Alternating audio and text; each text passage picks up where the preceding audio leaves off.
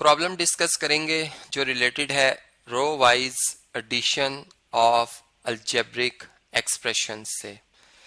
Algebraic expressions कहते हैं कि अगर हम वेरिएबल और कांस्टेंट्स को आपस में मुंसलिक कर लें एडिशन से, सब्ट्रैक्शन से, मल्टीप्लिकेशन या डिवीजन से, तो वो एक एक्सप्रेशन बनाते हैं जिन्हें हम अलजेब्रिक एक्सप्रेशंस कहते हैं।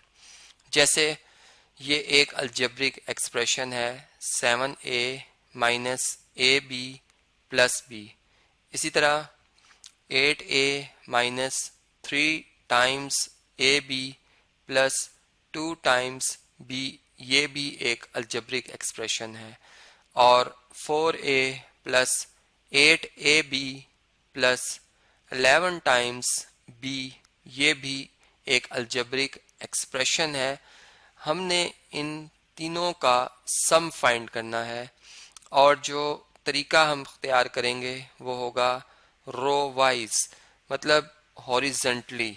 हम नंबर्स को जिस तरह ये इस टाइम लिखे हुए हैं बिल्कुल इसी तरह लिखे रहने देंगे और इनका सम फाइंड कर लेंगे। तो सबसे पहले हम पहला अलजेब्रिक एक्सप्रेशन लिखते हैं, ठीक है। इसे मैं यहाँ पे कॉपी कर लेता हूँ, ठीक है। चूंकि हम इन्हें सम कर रहे हैं तो हम यहाँ पे प्लस का साइन पुट करेंगे। मैं यहाँ ब्रैकेट भी लगा रहा हूँ ताकि हमें पता चले कि हम अलग अलग एक्सप्रेशंस लिख रहे हैं, ठीक है।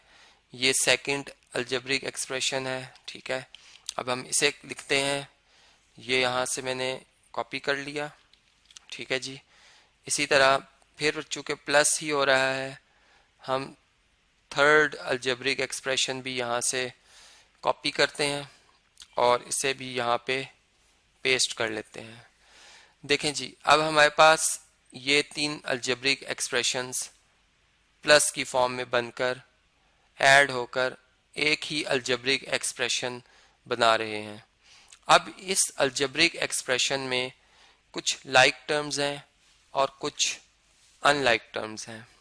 जैसे 7a, इसमें वेरिएबल देखा जाएगा जो a है, या हम कहेंगे लिटरल नंबर जो a है और इसकी पावर या एक्सपोनेंट 1 है। इसी तरह 8a में a वही वेरिएबल है जो पहले आ चुका है और इसकी पावर भी 1 है।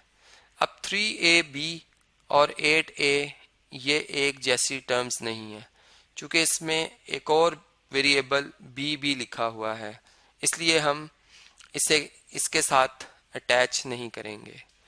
इसी तरह अगर आप देखें तो 4a ये भी बिल्कुल ये इसी वेरिएबल मतलब इसी टर्म जैसी ये एक टर्म है। तो हम कहेंगे कि ये 1, 2 और 3 ये जो तीन हमें टर्म्स मिली हैं ये एक जैसी हैं, यानी लाइक टर्म्स हैं। तो हम इन्हें एक ब्रैकेट में लिख देंगे। 7a ये प्लस के साथ 8a है, ठीक है, और ये प्लस ही के साथ 4a है, हम इन्हें लिख देंगे, ठीक है जी। ब्रैकेट सिर्फ इसलिए लगा रहा हूं कि ये एक जैसी टर्म्स हैं। फिर आप देखें मैं प्लस ही का साइन लगा रहा हूं, negative ab, negative 3 time ab और पॉजिटिव टाइम मतलब पॉजिटिव 8 टाइम ab, ये तीनों एक जैसी टर्म है। इन्हें भी हम एक ब्रैकेट में इस तरह से लिख देंगे, ठीक है।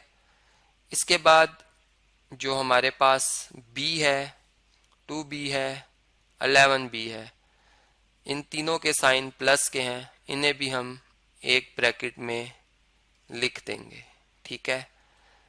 अब देखें इन टर्म्स में तीनों में a कॉमन है, हम इसे बाहर लिख देंगे और कोफिशिएंट्स 7, 8 और 4 इनको प्लस कर लेंगे। जो कितने बनते हैं 7 और 8 15 और 4 19 बनते हैं। तो ये 19a आ गए हमारे पास, ठीक है। इसी तरह यहाँ पे a b इन तीनों में से हम कॉमन लेंगे। तो यहाँ पे नेगेटिव 1 टाइम a b था यहाँ पे नेगेटिव 3 टाइम ए बी था और यहाँ पे पॉजिटिव 8 टाइम ए बी था, ये लिख देंगे। अब 8 में से 3 माइनस करें 5 आता है, 5 में से 1 माइनस करें 4 आता है, और बड़ी रकम के साथ पॉजिटिव साइन है इसलिए पॉजिटिव 4 आएगा ए बी का कोफिशिएंट।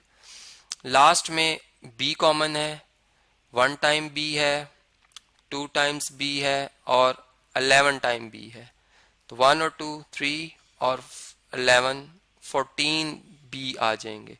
इस तरीके से हमने इन तीनों अलजेब्रिक एक्सप्रेशंस को ऐड करके एक अलजेब्रिक एक्सप्रेशन बना लिया है जिसकी 3 टर्म्स हैं।